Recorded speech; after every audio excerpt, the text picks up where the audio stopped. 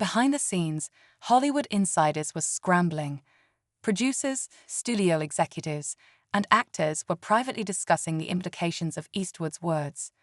Some saw an opportunity to rally behind him, to use this moment to remind audiences of the value of experience and legacy in filmmaking. Others, however, were more cautious, worried about the potential backlash if they were seen as supporting someone who challenged the industry's direction. Then, an unexpected figure entered the conversation. A well-known director, someone from the younger generation of filmmakers, spoke out in support of Eastwood. In a lengthy social media post, he shared how Eastwood had personally mentored him early in his career, teaching him lessons about storytelling that no film school or industry panel could provide. "He doesn't just make movies," the director wrote. "He gives them. He understands human nature in a way that few filmmakers do." Whether you agree with him or not, dismissing him because of his age or his approach to storytelling is a mistake. The post went viral instantly, shifting the conversation yet again. More filmmakers, actors, and industry veterans began weighing in, some defending Eastwood's right to speak his mind, others urging the industry to take a step back and reconsider how quickly it cast aside those who had built its foundation. But just as it seemed like things were settling into a new direction, another revelation shook everything up. A leaked behind-the-scenes clip from the interview surfaced, one that hadn't been aired. It was a moment when the cameras were still rolling, but before the official questions had begun. In the footage, the reporter, unaware he was being recorded, could be heard discussing the interview with producers. His tone was different, almost strategizing. "I'll push him," he said, laughing. "See if he snaps. If he does, we've got the headline." The video spread like wildfire. People who had originally criticized Eastwood suddenly found themselves questioning the intentions behind the interview. Was this really about holding a Hollywood legend accountable, or had it been a setup from the start? Had the reporter been looking for a way to provoke Eastwood into saying something that could be taken out of context? Now, the pressure wasn't just on Eastwood. It was on the reporter, on the media, and on the entire conversation that had spiraled out of control. People who had been quick to attack Eastwood were forced to rethink their stance. The controversy had started as a debate about storytelling and relevance, but now it had become something bigger, a conversation about integrity, manipulation, and the way narratives were shaped in the media. As the fallout from the leaked clip grew, the world waited for one thing: Eastwood's next move. Would he respond? Would he let the moment speak for itself? Or would he have one final statement that would leave the entire nation in shock? As the leaked footage spread, the entire conversation took on a new life. What started as a debate about Clint Eastwood's relevance had now turned into something much bigger, a controversy about media bias, manipulation, and the lengths some were willing to go to shake public perception. The backlash against the reporter was swift. People who had defended his line of questioning were now questioning whether he had been acting in good faith. Even some of his colleagues distanced themselves, careful not to get caught in the fallout. But just when it seemed like the tables had fully turned, another unexpected twist sent shockwaves through the industry. A second clip surfaced, this time not from the interview itself, but from an off-the-record conversation Eastwood had after the cameras stopped rolling. Someone had recorded it, likely thinking it would never see the light of day. But now, it had become the most talked-about moment of the entire controversy. In the footage, Eastwood was speaking casually to a small group of people, his tone calm but firm. He didn't know he was being recorded, which made his words even more revealing. "I don't mind criticism," he said. "Never have. But there's a difference between challenging someone and trying to tear them down. These days, people don't want a conversation. They want a headline, and if they can't find one, they'll make one." He paused for a moment, then added something that no one expected. "But here's the thing," he continued. "They think they control the story. They don't.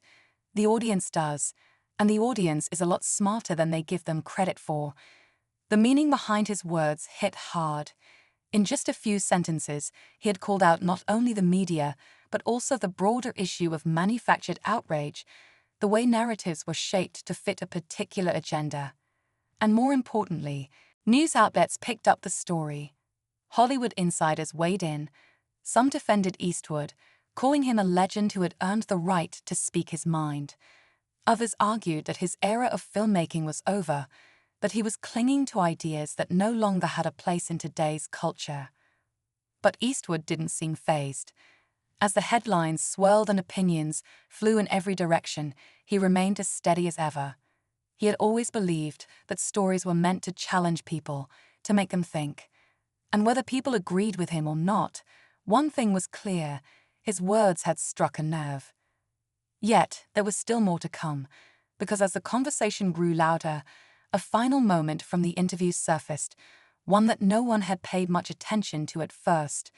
And when people finally saw it, everything changed.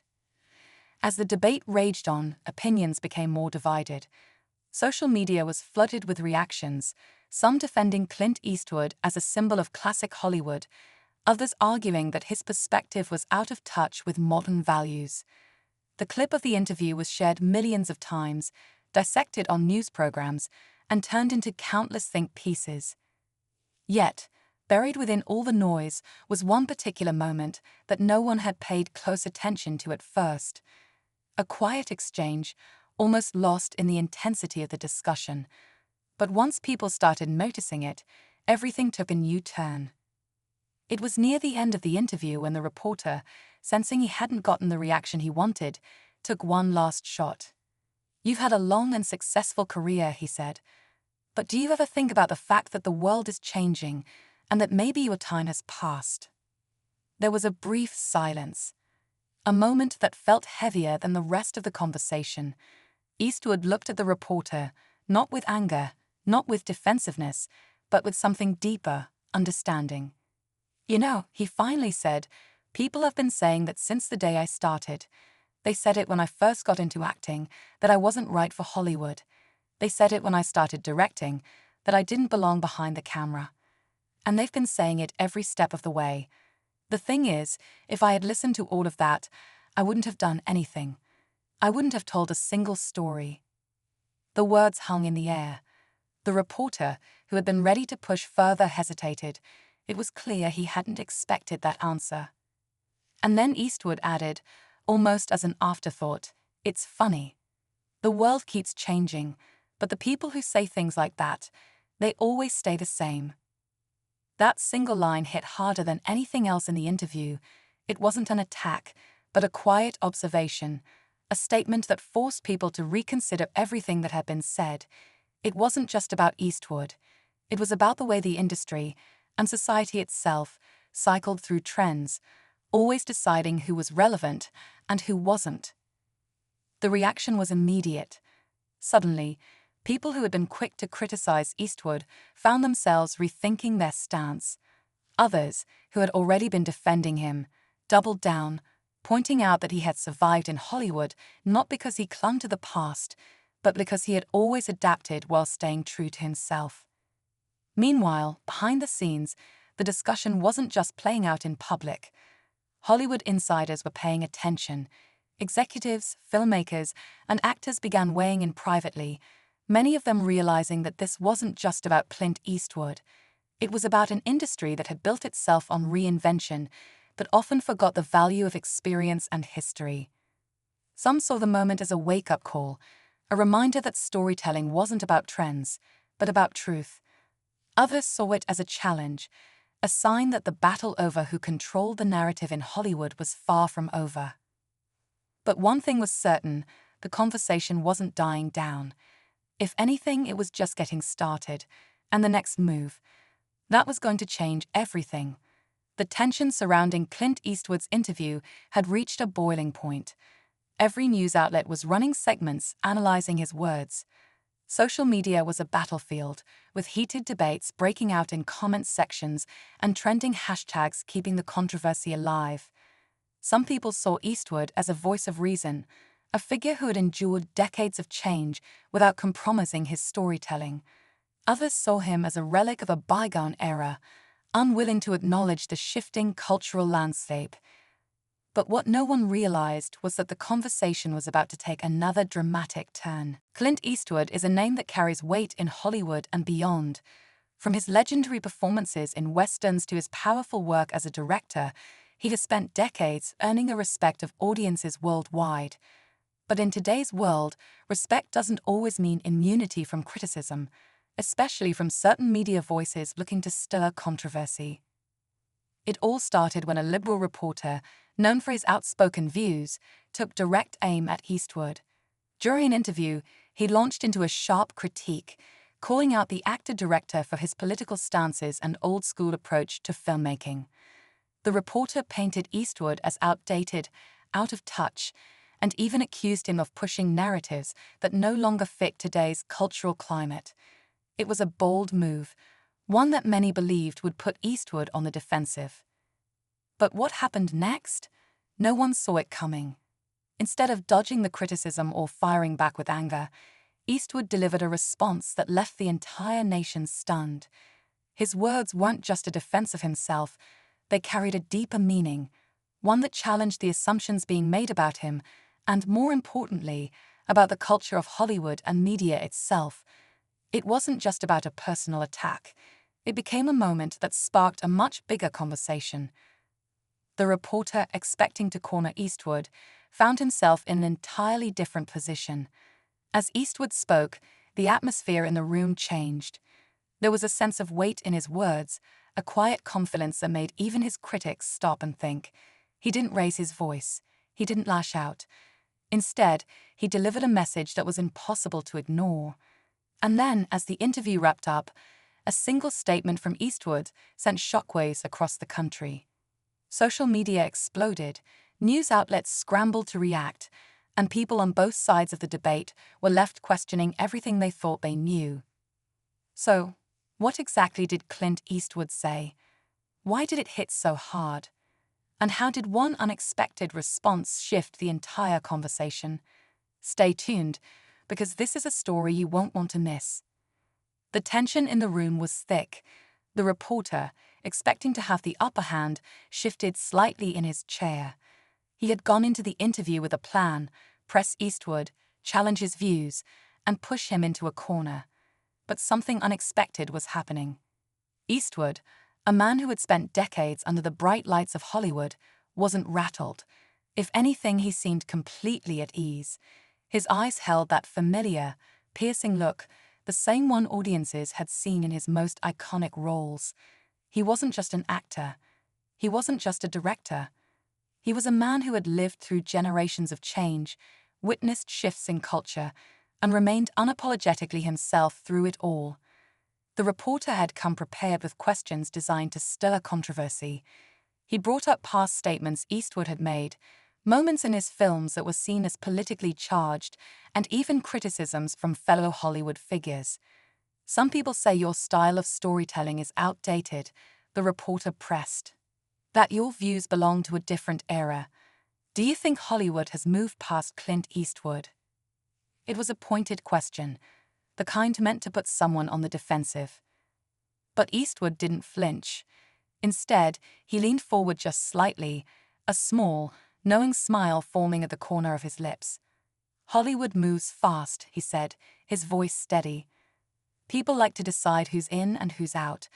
But the truth is, good storytelling doesn't have an expiration date. The room went quiet for a second. The words were simple, but they carried weight. The reporter hesitated, sensing that the conversation was shifting in a direction he hadn't planned.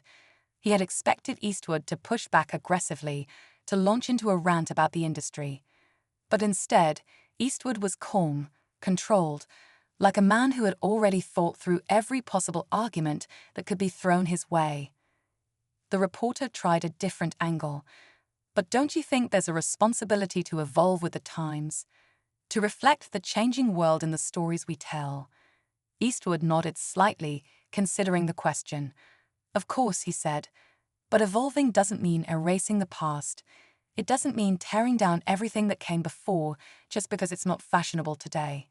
People want authenticity. They want truth. That doesn't change just because the world moves a little faster now. The response sent a ripple through social media almost immediately.